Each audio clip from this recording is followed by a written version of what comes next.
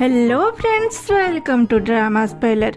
अरे यार, ये पार्ट 14 है। अब तो सब्सक्राइब कर लो। और कितनी बार बोलूं मैं आप सभी को। चलो उसे छोड़ो, पहले ये तो सभी बता दो आप सभी कहाँ कहाँ से है। मैं भी तो देखो अब मेरी दोस्त और मेरी वीडियो कहाँ कहाँ तक जा चुके हैं। अब तक हमने देखा नाई जब छोड़ के घर चला आया था और पा को अपने माँ के तरफ से सफाई भी दिया था।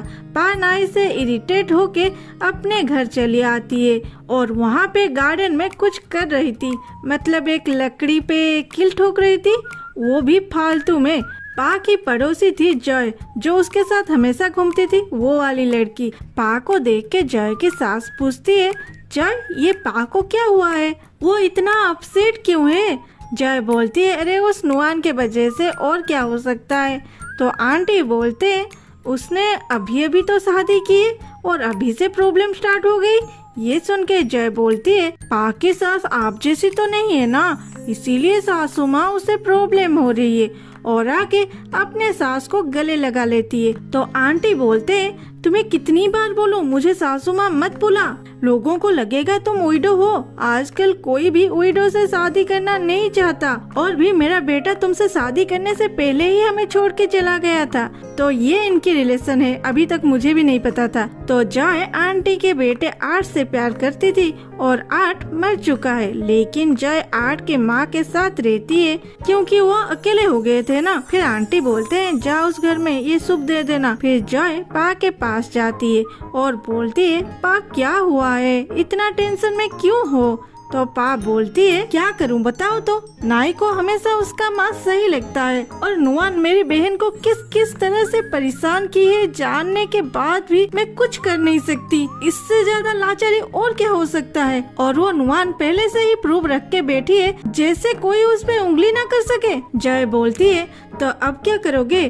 पा बोलती है, पता नहीं, लेकिन कहीं कुछ तो रास्ता निकलेगा। और फिर से कील ठोकने लग जाती है। इधर नुआन नाई को बोलती है, तुमने जॉब छोड़ने से पहले एक बार भी नहीं पूछा। नाई बोलता है, क्या पूछता, मैं डिसाइड कर चुका था, मैं मेरे निक को मेरे सामने बड़ा होता देखना चाहता हूँ। ये नाई सभी को आने का रीजन अलग अलग बोल रहा है। फिर नुआन बोलता है, मैं कोई जॉब ढूंढ लूँ तुम्हारे लिए। ये सुन के नाई बोलता है, नहीं माँ, मैं मेरे सीनियर की के साथ एडवर्टाइजिंग कंपनी में काम करने वाला हूँ। फिर जॉय और पा नुआन के घर आते हैं।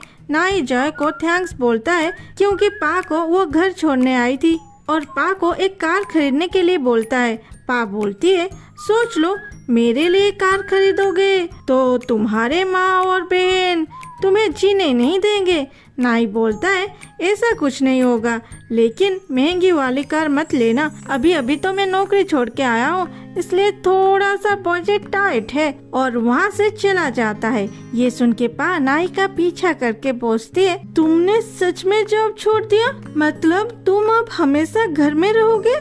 नाई हंसते हुए बोलता है, क्यों, तुम्हें मुझसे डर लगती है क्या। पा बोलती है, नहीं, लेकिन रोज रोज तुम्हारे ये शक्ल में दिखना नहीं चाहती।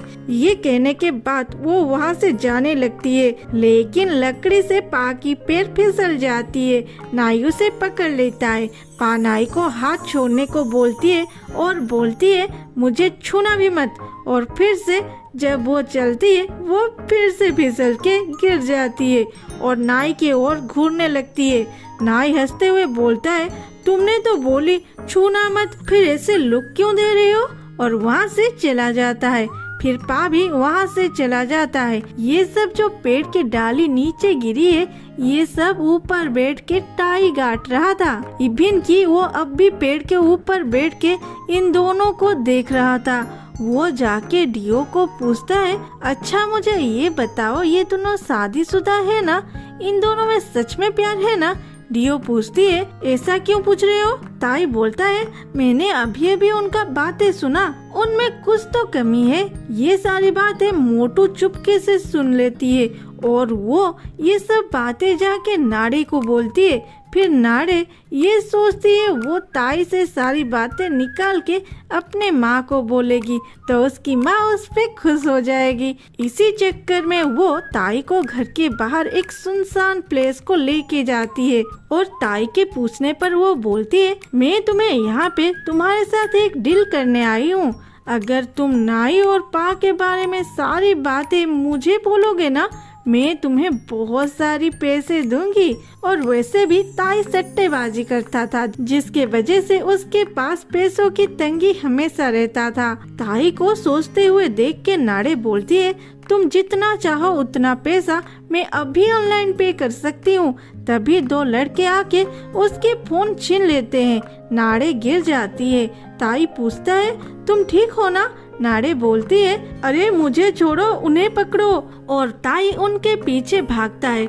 कुछ देर बाद उन दोनों चोरों की गाड़ी एक बुजुर्ग के गाड़ी से टकरा जाता है। फिर क्या था? ताई नीचे पड़े मोबाइल उठा के सोचता है, मैं नाड़े से कितने पैसे निकालूं।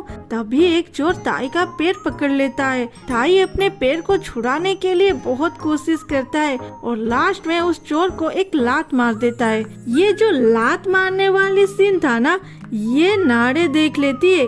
ताई नाड़े को फोन देके उसके हाथ पकड़ के नाड़े को कार तक लेके जाता है, क्योंकि नाड़े के पैर में मोच आ गई थी।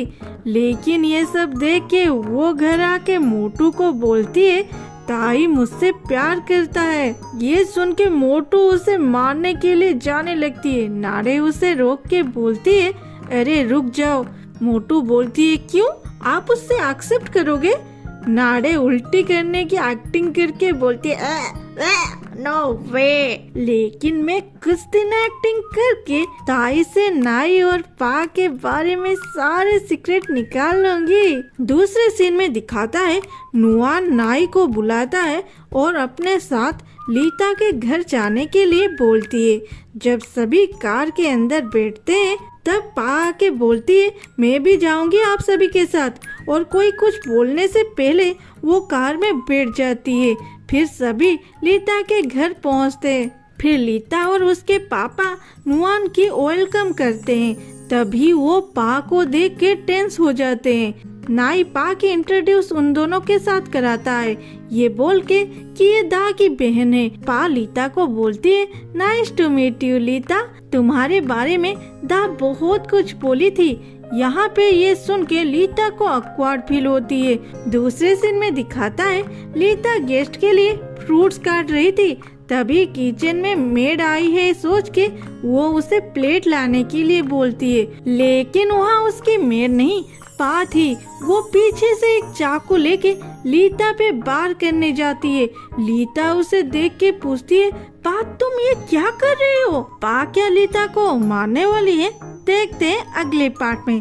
तब तक जाओ थोड़ा सा पढ़ लो। Thanks for watching, love you all, bye bye.